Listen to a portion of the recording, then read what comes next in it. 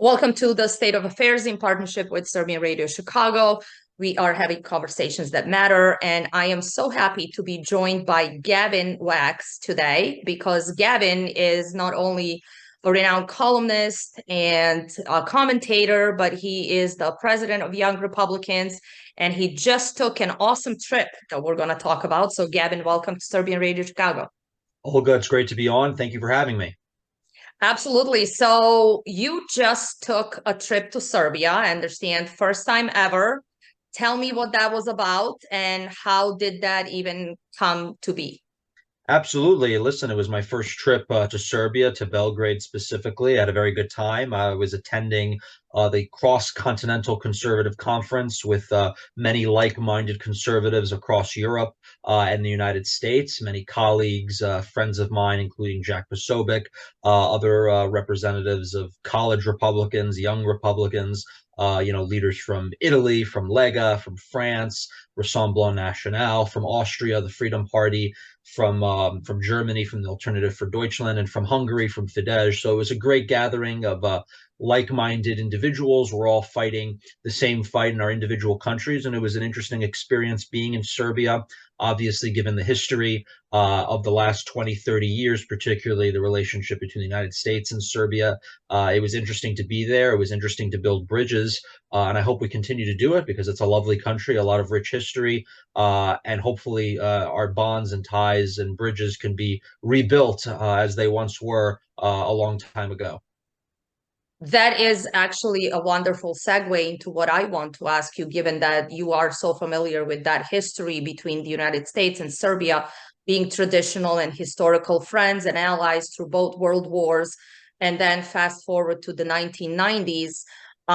You lead Young Republicans, but you've been around a long time. You understand what the conservative movement is about and how we view certain elements of our foreign policy. What do you make of what happened in the 1990s now in retrospect, having now been to Serbia? Listen, I think there was a lot of things clouded by the fog of war. I think the fall of communism was a destructive period for much of Europe, much of the wider world.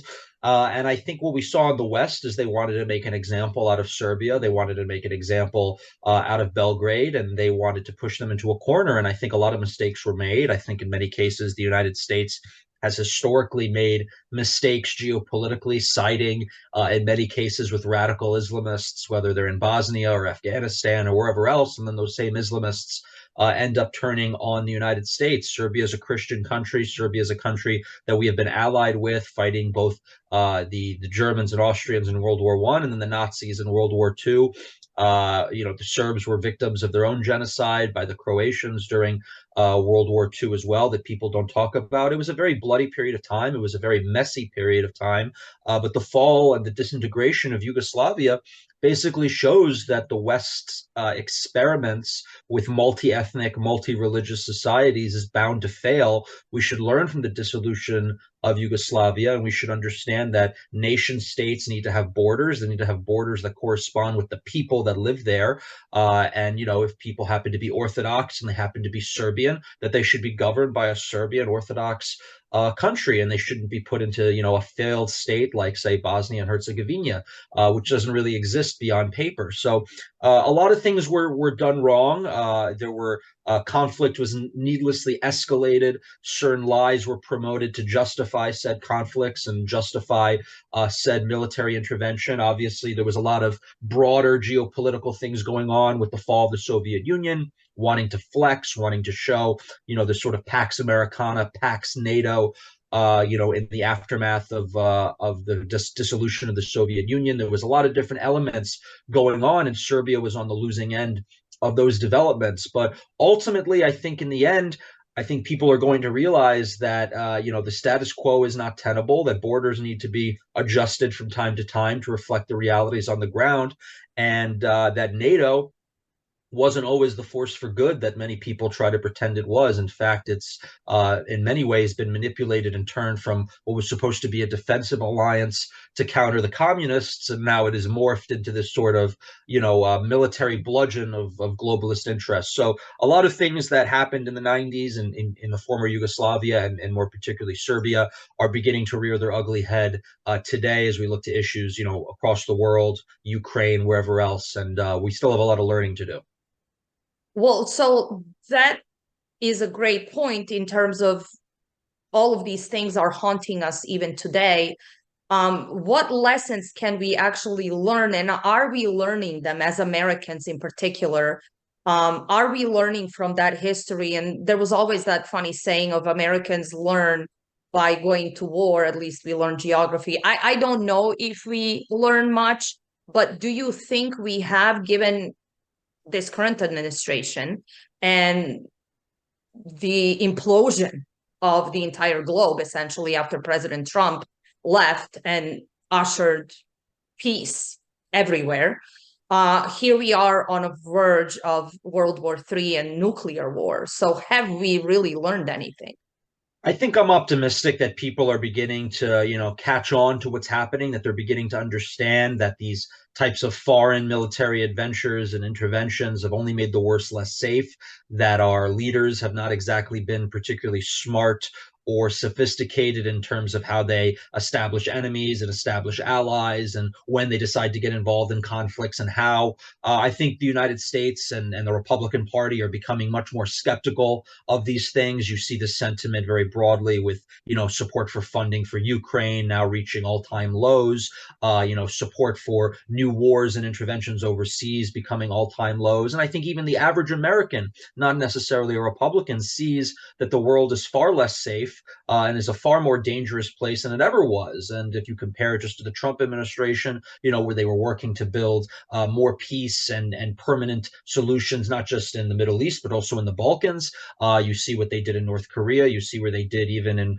the former USSR. There were no military incursions during Trump's 4 years in the former USSR. All of these things looked in tandem, looked combined. You can understand that, it's peace through strength. That is the model we have to go to, that it's weak leaders and it's weak nations, it's weak regimes that have to resort to, bombings and interventions and constant calls for war, rather than trying to understand the dynamics on the ground, try to understand the history, the complicated history, the messy history. That's world history. It's true for Serbia, it's true for the Middle East, it's true for Asia. Wherever you go, it's very complicated. And I think the idea that America can just come in and, bomb a few places and do a few things and everything will be all kumbaya, I think the average American is beginning to reject that notion.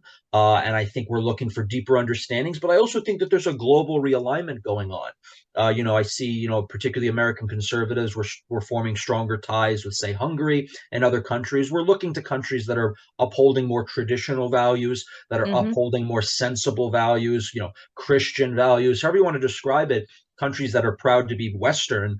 And I think Serbia is part of that. I think Serbia obviously has had history hasn't been kind to the Serbs, but being in Serbia and being there, at least you see a sense of pride in Serbia. They're proud of their country. They're proud of their people. You don't necessarily see that in the streets of Paris or London. You see a very different story there, and you see countries that are very much devolving. So I think in many ways, maybe 20, 30 years ago, people looked to, say, Eastern Europe, Central Europe, Southern Europe is a little bit more backwards. I think today we're seeing the opposite is true. I think we're seeing some of the worst scenes come out of major Western cities, whether it's in Western European cities, whether it's in Germany or in France or in the Netherlands or in Belgium or in the UK. They're sort of in a decline. And I think in many ways, there's a lot of hope and potential in, say, Eastern Europe or Southern Europe that doesn't exist anymore in Western Europe, sadly. But that's the result of their own leaders. But so do you think, and looking at our political landscape here, obviously we're bound by the two party, or what we now call the uniparty. Yes, there are some others, but let's be realistic what it is that they can do. Europe is maybe blessed, and Europeans are blessed because they have the multi-party system. And AFD, for example, as in Germany is really increasingly growing, and it's the fastest growing party in Germany. So do you think that the plurality in Europe can potentially save them? Because clearly what you've just outlined and what you told me who you met in Belgrade, there is that good populist conservative landscape that is broadening and that we are cooperating with. Are they going to, because we look at Europeans currently and they seem like they're shooting themselves in the foot, but do they have a way out given the growth of the conservative movement there? No, it's a good question, Olga. I think Europe definitely has some advantages over the United States politically and electorally. There are disadvantages and advantages. Everything is sort of a give and take. But you brought up one of them. I mean, they have a much more competitive party system. Now, sometimes that leads to a little bit of instability politically, but at the same time, when you have these emergent ideological movements, whether it's the sort of populist, conservative, nationalist movements in Europe that we described with some of these parties, they're able to sort of galvanize support much more quickly and much more clearly, and form coalitions, form political parties, and actually have influence. In the United States, it's a bit different. It's a bit difficult. It's a bit different because we operate under the two-party sort of system. And what we see, particularly in the Republican Party, is a lot of these fights are internal, and there's a lot of internal fights, over the speakership, over these different RNC battles and these different primaries. And the movement that Trump started in the United States, President Trump was very much ahead of his time. He created a movement, and there really wasn't this big infrastructure behind him. And that's why you saw in the first 4 years of his term, he had a lot of people that backstabbed him. There were a lot of saboteurs and leakers and people that really weren't committed to MAGA and Trump. Well, why was that? Because he was working in this two-party system. He was working under the auspices of the Republican Party. So it made it a little bit more difficult. But, there are pros and cons to both. I'm very optimistic for Europe. I'm very optimistic for some of these countries. We're seeing, improvements being made, Hungary, Italy, we mentioned Germany, but also Austria. All of these countries have very large and growing and ascendant populist conservative parties on the rise, many of whom could be in government very soon. And I think it has a lot of people very worried in Western Europe and Brussels, etc. They're very worried about the rise of these different ideological streams because they are effective, that they're gaining support organically, and they're able to call out the problems as they see it. The problems have been this sort of neoliberal globalism, this neoconservatism in the US, these open border extremists, these postmodernists, these cultural Marxists. They're doing everything they can to destroy what made Europe great, what made the United States great, the basis of Western civilization.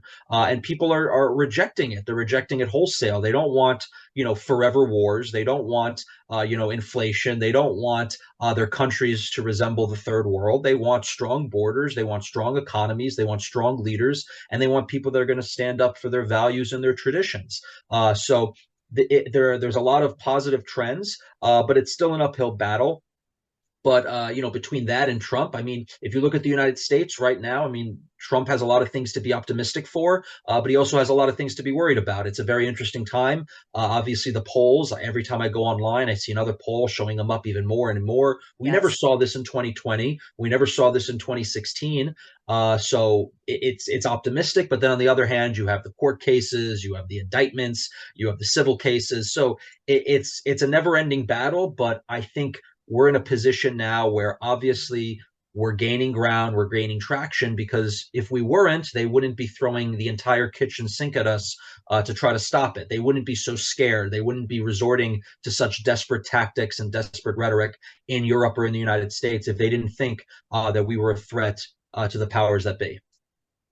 So you mentioned something about the world realigning, and obviously we are walking away from the unipolar world where a lot of conservatives will tell you, even here in the United States, that, but around the world especially, that they are really tired of the American hegemony or the globalist American empire. But the embodiment of that, which I personally am finding surprising these days, is what is happening in the Middle East. And people seem to think and perceive that the position that Israelis are finding themselves in is almost an extension of that American hegemony. And again, surprisingly to me, it seems like Israel is losing the information war. Um, and so tell me about what you think this entire process will be, because one thing that I see, Israel will never be the same after this. I think we can all agree on that. But where do you see this going and why now? No, it's an interesting point. One, I'll state, yeah, we are definitely in a multipolar world order now. I think there's no doubt about it. The age of Pax Americana is over. It was very short-lived, and we didn't really do much with it, to be honest. You know, in the early 1990s, everything was going right for the United States. We had a strong economy.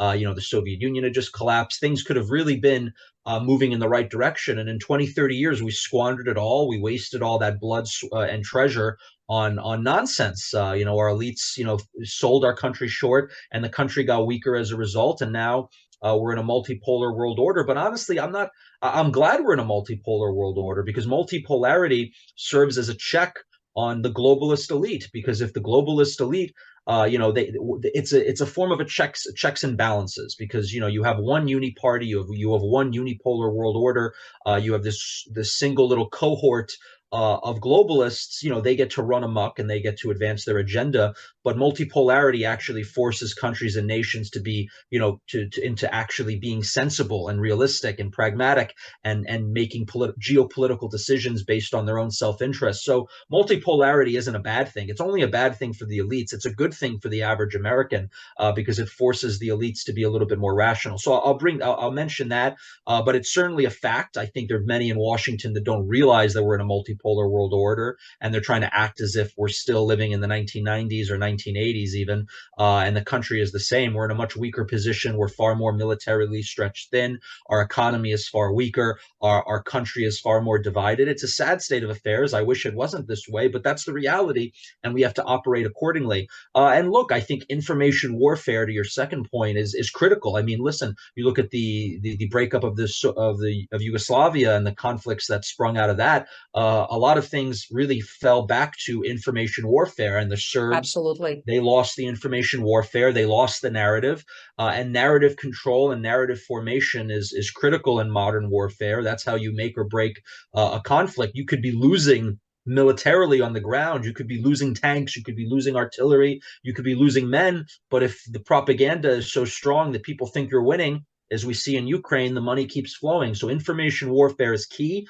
It makes or breaks countries. It makes or breaks support, both from the people and from the politicians running them. Serbia experienced that in the 1990s. There was a ton of information warfare against Serbia, and now I think Israel is also facing a similar crisis. But Israel has never been particularly good with information warfare. They've always sort of been a step behind. Their PR and their comms, they've always had you know, sort of a step down compared to the Palestinians. But I think what's different now is that they're beginning to realize that the United States, the United States is becoming much more leftist in many ways, and the former Democrat Party that used to be generally pro-Israel is no longer pro-Israel, especially in their grassroots and their base, and all these college campuses, these indoctrination centers are pumping out people that hate Israel with a passion, and I think the Israelis are scratching their head, and I think the Israeli you know, support network and infrastructure was sort of based on this strategy that they could have one strategy to deal with liberals and one strategy to deal with conservatives. And I think it's backfiring on them, because now there are segments in both that are sort of moving the opposite way. So I think Israel is in a very bad position, in a very precarious position in terms of the information warfare. As far as the conflict on the ground, I mean, that remains to be seen, but it's certainly never going to be the same again. And I think, you know, you can only go so long with this sort of disparity between, you know, your supporters and your detractors. And I think Israel is certainly at a massive disadvantage right now in the sort of the narrative battle. You know, whether it's true, whether it's not, whether each of these incidences could be in pro-Israel, pro-Palestinians, it remains to be seen. But ultimately, they are losing the information war, even if they may be winning the war on the ground. And I think Hamas understands that. And I think some others in Iran and Syria and Lebanon, wherever it may be, they also understand that Israel is slowly losing the battle for people's hearts and minds. And I think the Israelis and the pro-Israel infrastructure needs to understand that their only allies are on the American right. It's conservatives, and they can continue to play footsies with certain Democrats, with APAC, whoever. But ultimately, in 10, 20 years, the only people you're going to find supporting Israel in the United States are conservatives and the American right. So they need to embrace that. They need to understand that it's time for a realignment, and they also need to realize that in this multipolar world order, they can't simply rely on the United States anymore. They need to build allies elsewhere, because the United States is not the power it once was, and the world is rapidly changing. So they need to build alliances. They need to build more friendships and bridges. So does the United States, because the world is changing. There are axes being built. There are different bridges now. Russia, India, the BRICS, all of them. They're forming new coalitions, and if we don't keep up, then we're going to be on the short end of the stick. So I'd like to stay on this subject just in terms of the information warfare, because some of the even influencing conservatives that we know, that we follow, are now seemingly on a different side of this issue, or different sides rather. You look at Ben Shapiro, but then you look at Candace Owens. You look at what came out of Charlie Kirk, and I think the prevalent narrative here is, just as you said, there should be some realignment within the Jewish community itself, even within the United States, understanding who their true allies are, because there seems to be this element of the other side of the Jewish community, which predominantly still continues to vote Democrat and still continues to uphold the policies that are now putting them in danger, especially even looking at higher education. Well, those institutions, let's look at ADL and some others, they are actually ushering this diversification and all kinds of Marxist liberal agendas, and now are expecting the conservatives, who are, I have to say, then there's a white element to it, the anti-white narrative that comes out of some of these organizations should not now be expected to turn around and have everybody support them, because they're very vocal against certain elements of conservative movement. No, absolutely. I mean, listen, I'm pro-Israel, but I think what we've seen out of a large number of left-wing, ostensibly Jewish nonprofits has been horrendous. I mean, the ADL should be disbanded. I mean, they're basically a left-wing rag. They're a left-wing organization. They don't do really anything to fight anti-Semitism. All they do is advance a left-wing cause. You could describe it as anti-white, and it's ridiculous. And I think there is this weird disparity. There's this weird conflict and realignment. We keep using that word, but there's this weird realignment right now where you have these legacy institutions that are still peddling this narrative about anti-Semitism. They're still peddling this narrative about where anti-Semitism comes from. Meanwhile, I'm here in New York City. You're seeing all the protests on the streets. They're not evangelical Christians from Arkansas, like Gad Saad was claiming. Yes. It's immigrants, it's migrants, it's Palestinians, it's Arabs. It's not white people from Arkansas. And I think if we're going to be serious, if we're going to be honest with ourselves, we have to admit that. And, there's nothing wrong with the truth. That's just the sad state of affairs. And if you want to tackle anti-Semitism, you need to be serious about where it's coming from. And you can't deflect to these sort of stereotypical old tropes about the anti-Semite being this blonde-haired, blue-eyed, Southerner from Tennessee or something. It's ridiculous. So I think what we're seeing is, the American Jewish community needs to get serious. They need to understand that the Democrat Party doesn't support them, doesn't support Israel. And if you want to support Israel and you actually want, to support policies that don't import millions of people that hate you, then either vote for Republicans or just step aside. Because if you're not voting for Republicans, then you're just creating the problem. You're just, making the problem even worse. And I also think, I think it's fair to say, there has been also a lot of hysteria. I think that a lot of people, there's a lot of conservative commentators. You mentioned Charlie Kirk, for example, Tucker Carlson, whoever it may be. These are all people that have been pro-Israel. They've been consistently pro-Israel, but they're being attacked now. They're being attacked because they're not pro-Israel enough. or Yes. they're not overly pro-Israel. And I think it gets a little ridiculous. I was in the same category. You know, my organization, we came out with a statement in support of Israel the day the attack happened, before we even knew all the details that were coming out. I've been consistently supportive of Israel on all my social media, but I was attacked by certain people because I didn't explicitly support, you know, a certain foreign aid package or something like that to Israel. And I'm sitting here and I'm saying, you know, this is quite ridiculous. You know, we're already supportive, but these types of attacks where they're like, you have to be, you know, you have to say exactly what we want you to say when we want you to say it. Otherwise, we're going to disown you. I find it counterproductive and ridiculous. And I think that kind of mentality and that kind of rhetoric is only going to backfire on those who are trying to support Israel and help Israel. So the whole thing is very messy right now.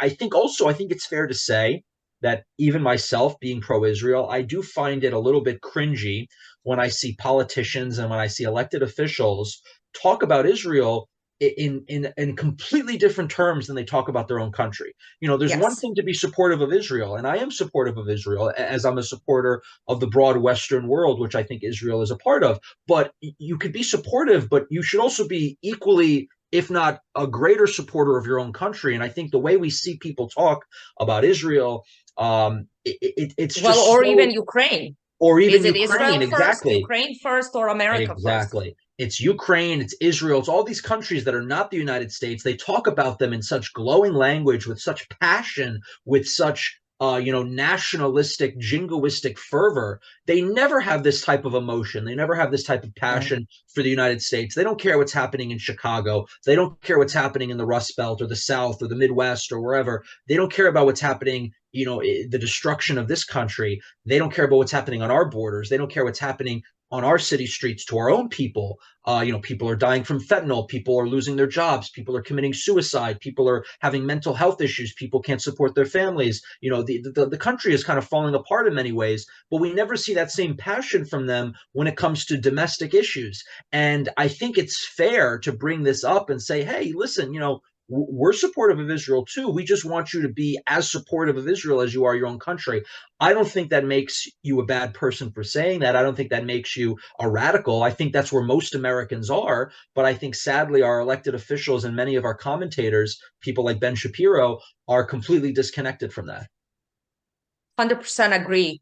Speaking of fentanyl, talk to me about this Biden C meeting in San Francisco. What do you make of it?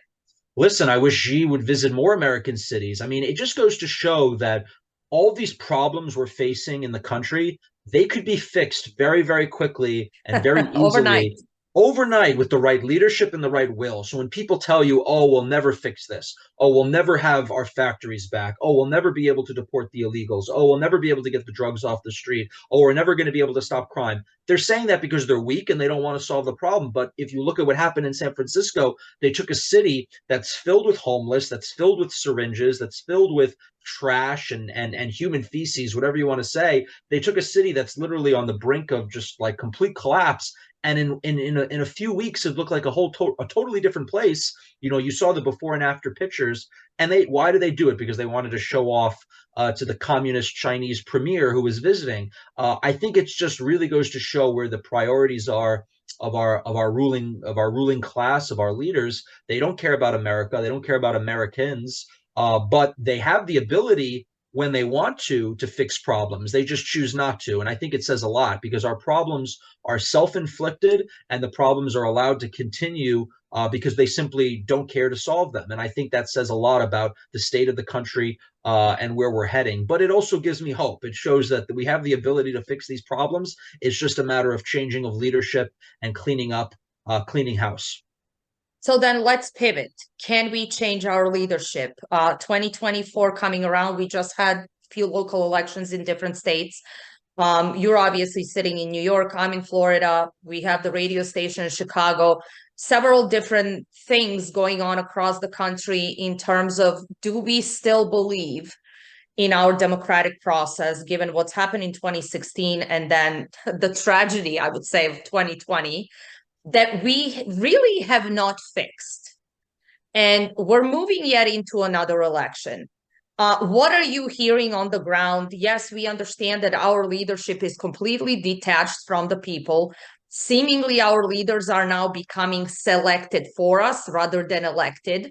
We have this entire narrative of non-elected officials, which poster child, for example, would be Dr. Fauci, who actually have so much power to lock us up, to do all kinds of things, inflict wounds on the entire country without ever being on the ballot and us ever voting for them.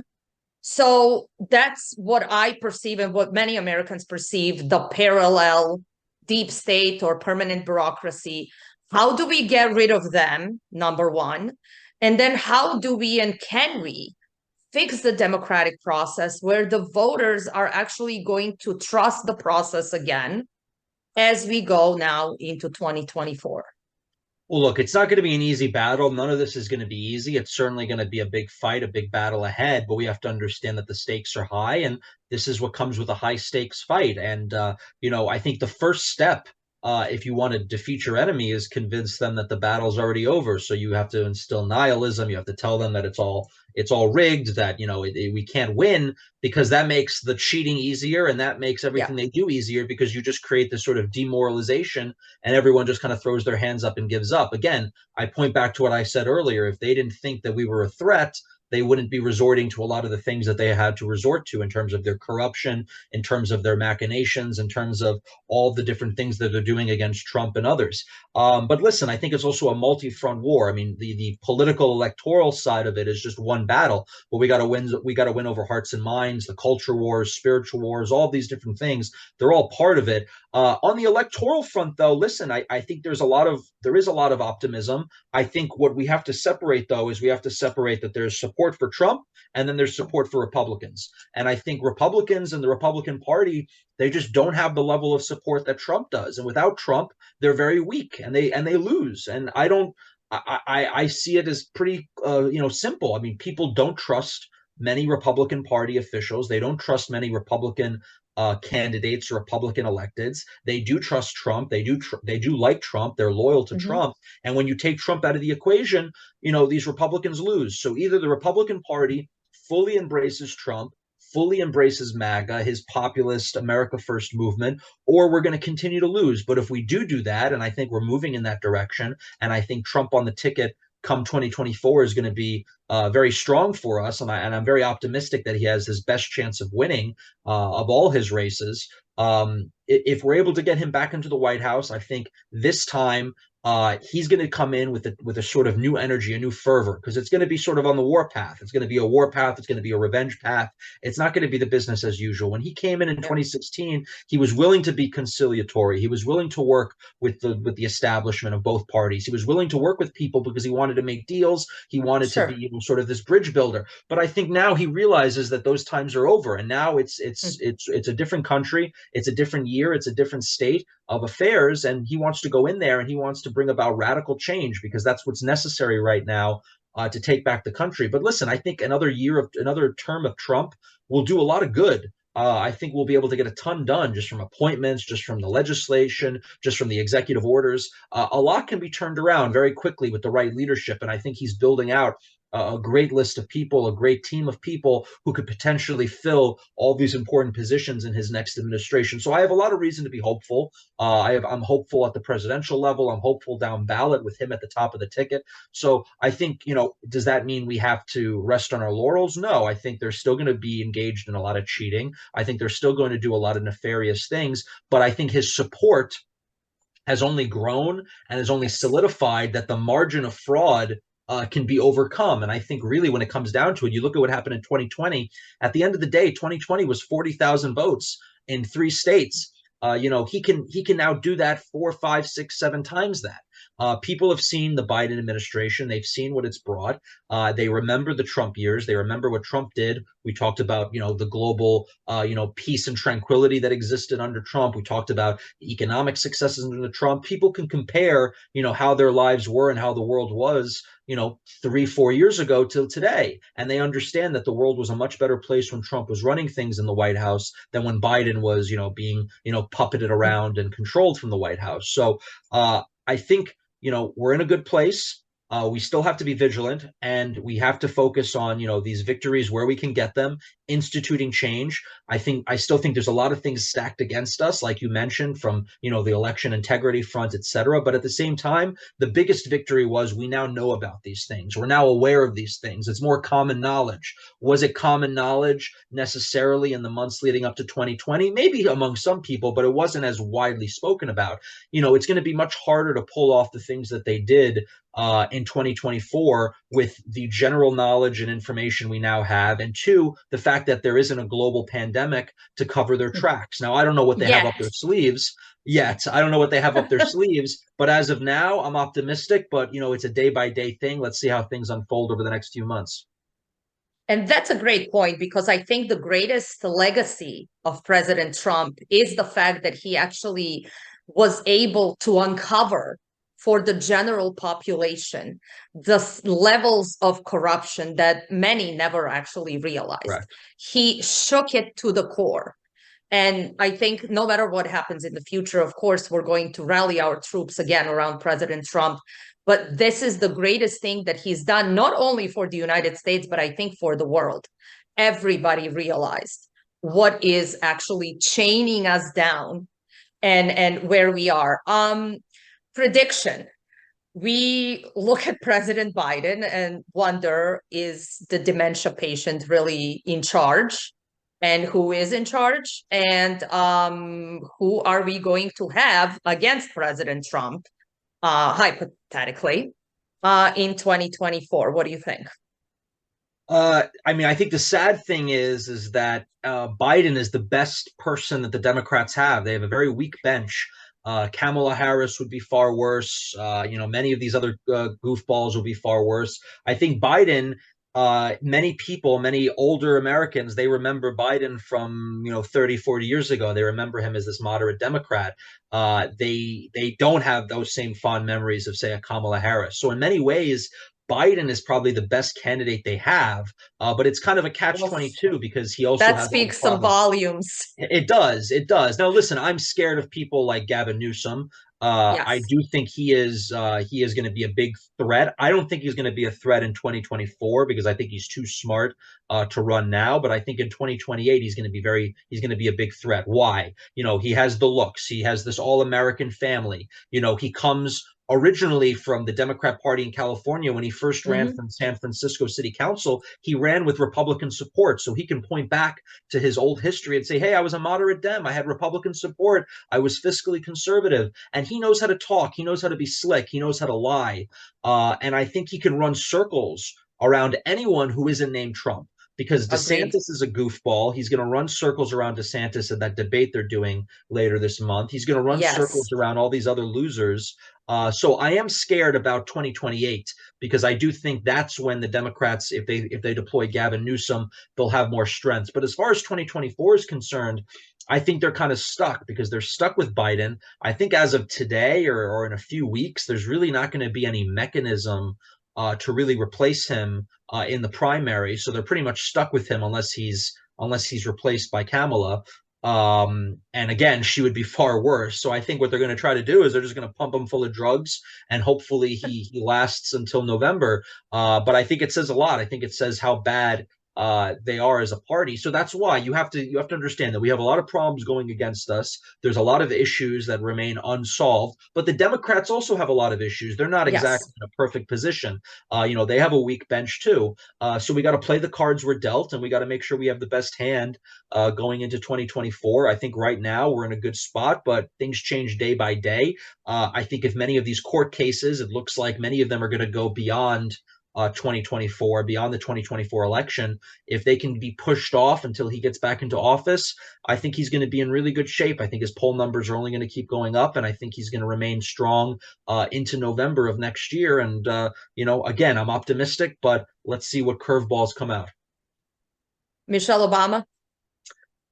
I think I've heard that many times. Roger Stone came out even on my show and said, I'm confident that's going to be it. That's the ticket. She has strengths. She definitely has strengths. But I don't think the Obama name is as strong as it was a few years ago. I think it's been a brand that's deteriorated. I think she's going to bring out the black vote. I think she'll bring out more left-wing voters. I think she'll energize the Democrat base in a way that, say, a Newsom or a Biden or a Kamala won't. Mm-hmm. But at the same time, the energy that she brings out on the left is going to be counteracted by the energy that's going to be brought out on the right, the visceral energy against another Obama.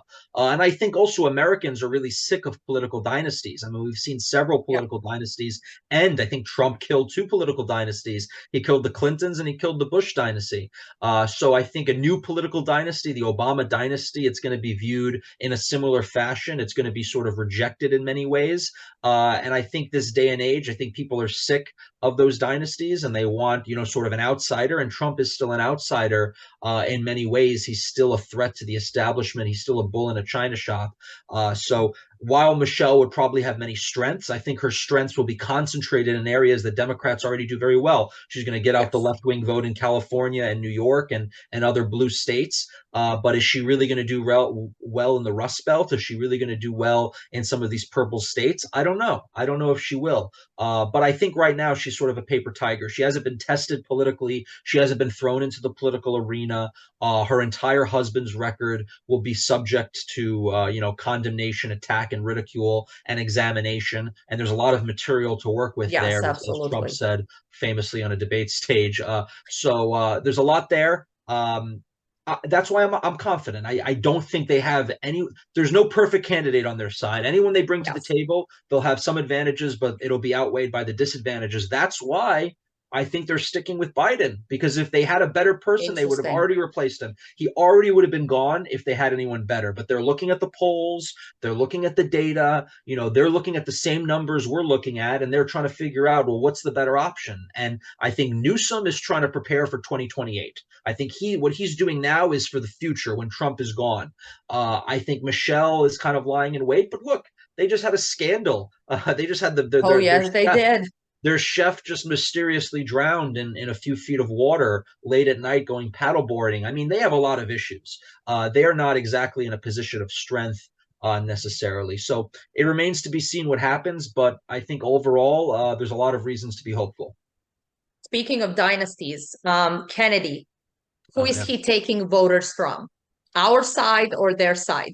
So when it first came out, I was a little bit on the fence either way because I understood the arguments both sides. There were good Mm-hmm. arguments both sides. But I recently penned an article that basically said that I think this is only going to hurt Biden. I think there's a historical Okay. analysis here that third party candidates always hurt the incumbent. So they're always going to hurt Biden. I think also you have to remember is that a lot of the things about Kennedy are very much dependent on what states he actually gets on the ballot in. And I think he may run up numbers in states that don't matter. Maybe he'll create an True. issue in a New England state, for example, but that's not a state that's really in the running for us. I think his support is going to be very geographically misplaced, and I think any support that he would have been pulling from a Republican can be easily destroyed with enough attack ads and with enough rhetoric against him. So if we've seen the polls recently, the polls have actually validated that argument because a lot of these polls that have been coming out have actually shown, for the most part, that when RFK is in the race, Trump actually does better.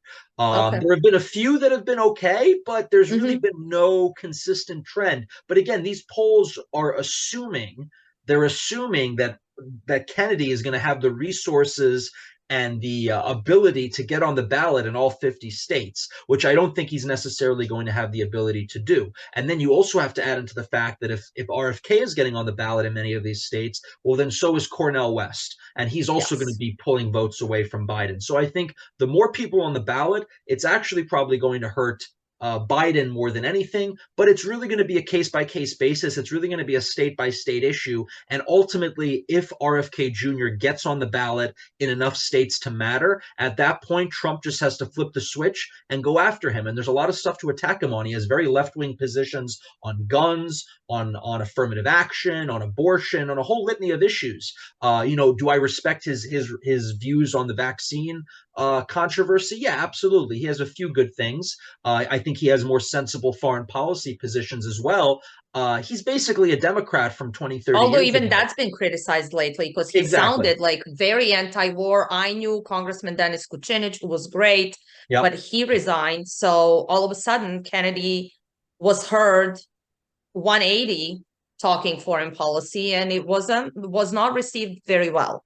He's been walking club-footed on a tightrope, and he doesn't really understand which camp he wants to fall in, which position he wants to take. If he does this, he's going to piss off these people. If he does that, he's going to piss off those people. He's going to piss off these donors. He's going to piss off those donors. So that's the problem with RF Kennedy. He was, people started to like him in the beginning because of one issue, the vaccines. But outside of that, people don't really like him. He doesn't really have a support base. So he's going to alienate he's going to probably take some disaffected Democrats. He's going to take people that would have voted for him on single issue. But in the areas it's going to count, I don't think he's going to actually make a big difference, especially as we get closer to the election, especially as the stakes begin to become more, in our face, and we understand that the polling is actually reflective of the ground and things are actually a lot closer than people will think. I think people are going to come home to the Republican Party, understanding what's in front of us, and they're going to, abandon any flirtation they had with RFK or someone else. I actually, by default, and just a side note, was involved in the transition that took place within his campaign, and I'll tell you about that off screen and Okay. why his opinions changed dramatically overnight. Just happened to know because I was on the phone. But anyways, one last thing. Yes. You talked about 2028. Within our conservative realm, we're kind of divided for now. We're all hoping that we're going to gather around President Trump. All these court cases will be pushed. Governor DeSantis, here I am sitting in Florida. We have been doing well. He's been a good governor. But what do he, and had he not done the political moves that he made, I think he would have been shoo-in 2028. But now probably that is over. What are we looking at given our field of candidates who are competing right now? What is our future if you say, let's juxtapose that to somebody like Gavin Newsom?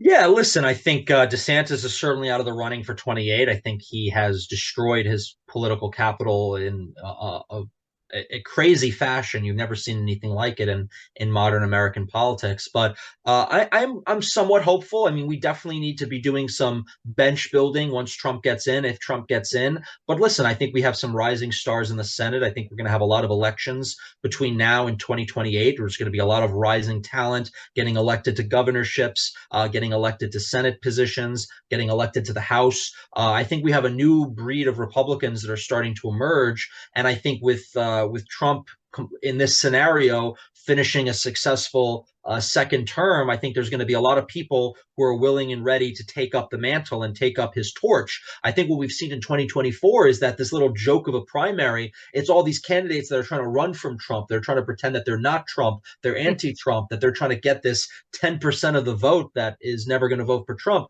But in 2028, it's going to be different. 2028, you're going to have a bunch of people who are competing for the Trump torch. They're going to be competing to get Yes. the approval of Trump and be his successor. And I think that's going to open up a lot of great doors and a lot of great possibilities. And I think as a result, we'll actually see much better candidates.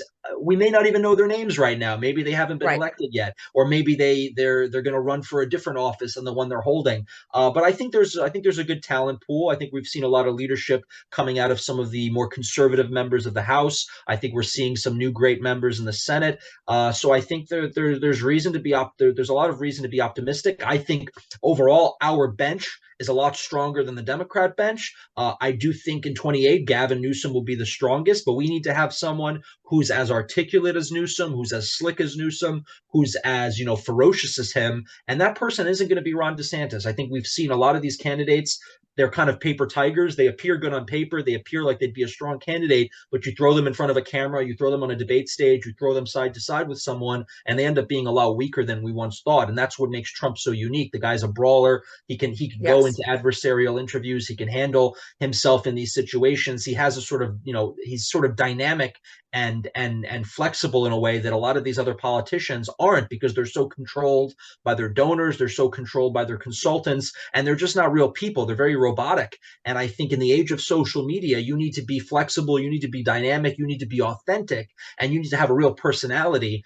And if you could have the best policies in the world, you could be the best governor, you could check all the right boxes, but if people don't relate to you, if people think you're weird, if you can't carry on a conversation, if you can't carry on a debate or a discussion without appearing weird and robotic and alien, well, you're going to lose an election. I'm sorry, but that's how elections are won and lost. People are going to vote partly because how they feel about you, how they relate to you, if they like you. And if you're in politics and you don't understand that, then you need to get a new job. It's not just only policy. Policy is great, but if you want to enact that policy, you have to be able to win elections. And if you want to win elections, you need to understand that people also view things like psychology. They view things like your gait. They view things like your charisma and how you carry yourself as importantly as policy, if not more so. I'm not saying it's great, but I'm just saying that's how the world works. It's reality. Yeah. Well, very positive messaging. I have to say, after this conversation, I'm coming out of it very optimistic as well. Thank you for being with us today. Thank you for having me, Olga.